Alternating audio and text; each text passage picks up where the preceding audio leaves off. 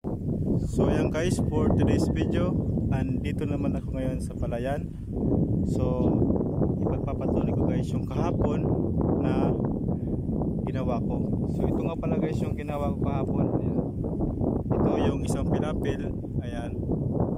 Tapos na yan guys. Bali hindi pa siya masyado nalinisan kasi pag-isahin ko lang ito sa kabila sa isang pilapil. So ito nga pala guys yung yung isang pilapil. Ayan. Ayan. So ngayon guys ay ang gagawin ko ito.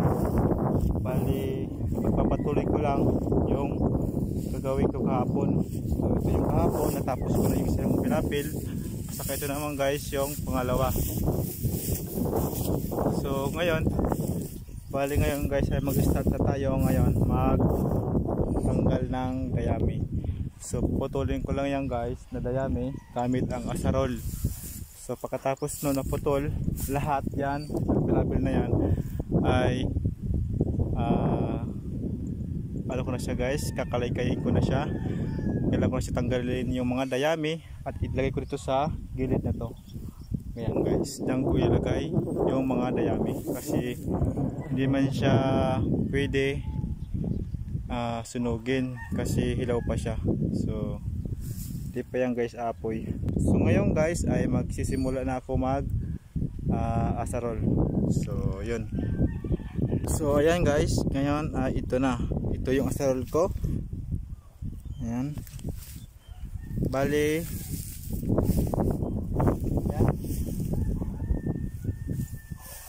ayan guys, back to work naman tayo ngayon. So simulan ko na guys para matapos na to. Yun lang gagawin ko. Puputulin ko lang. Ayan. Oh. Ang dali lang. Ayan.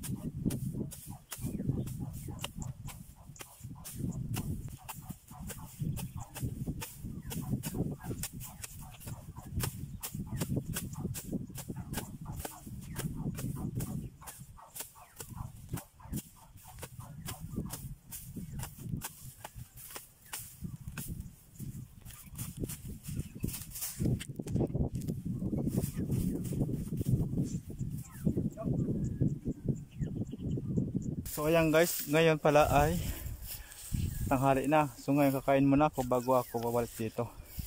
So ito nga pala guys yung ginawa ko. Ayan. Bali natapos na nga pala yung kalahati. Medyo lampas na kalahati ito eh. Ayan guys, konti na lang. So ngayong hapon ay tapos na yan. So kailangan ko na ngayong hapon linisan na, tanggalin na yung mga dayami. Ayan guys.